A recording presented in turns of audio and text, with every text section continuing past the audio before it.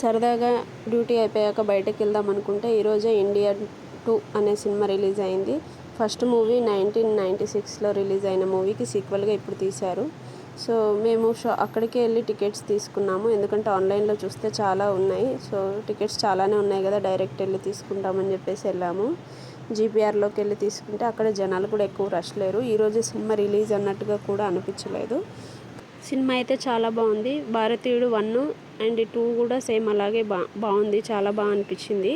And Siddharth acting మాత్రం చాలా బాగా చేశారు.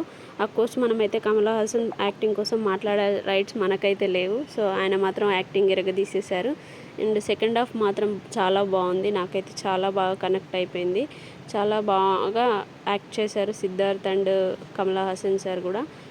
డే 1 కదా, ఈరోజే రిలీజ్ అయింది. టికెట్స్ దొరుకుతాయో దొరకవో అనుకున్నాను, కానీ డైరెక్ట్ థియేటర్కి వెళ్ళే తీసుకున్నాము. ఫస్ట్ హాఫ్ కొంచెం స్లోగా నడిచినా నాకు సెకండ్ హాఫ్ చాలా బాగా మంచిగా అనిపించింది. సిద్ధార్థ్ యాక్టింగ్ మాత్రం చాలా బాగుంది.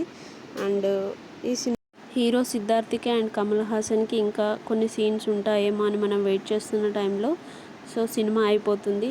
సినిమా అయిపోయే టైంకి మనకు చెప్తారు సినిమా ఇంకా పార్ట్ 3 కూడా ఉంది, భారతీయుడు 3 ఉందని మనకు అర్థమవుతుంది అనమాట. భారతీయుడు 3లో కూడా సిద్ధార్థ్ ఉండి అందులో వాళ్ళకు కూడా ఒక కంక్లూషన్ ఇస్తే బాగుంటుందని అనిపించింది. అండ్ ఈ సినిమా డే 1 రోజే మీరు ఎంతమంది చూసారో చూస్తే కింద కామెంట్ చేయండి. అండ్ పార్ట్ 1 ఎవరైనా ఇంకా చూడకపోయి ఉంటే యూట్యూబ్లో ఉంటుంది, చూడండి. మాకైతే సినిమా ఓవరాల్గా గుడ్ అనిపించింది. మీకేమనిపించిందో మీరు కామెంట్ చేయండి. అండ్ సినిమా అయితే ఒకసారి అయితే చూడొచ్చు. సీట్లన్నీ ఖాళీగా ఉన్నాయి. ఈరోజు మేబీ ఫ్రైడే అని అనుకుంటా. సాటర్డే సండే మేబీ ఫుల్ అయిపోతుండొచ్చు నాకు అనిపించింది. అండ్ ఈ సినిమా ఫస్ట్ డే మీరు చూస్తే నెక్స్ట్ భారతీయుడు 3 అయితే 2025లో ఉంది. అండ్ దానికన్నా ముందు శంకర్ మూవీ అయితే గేమ్ చేంజర్ వస్తుంది.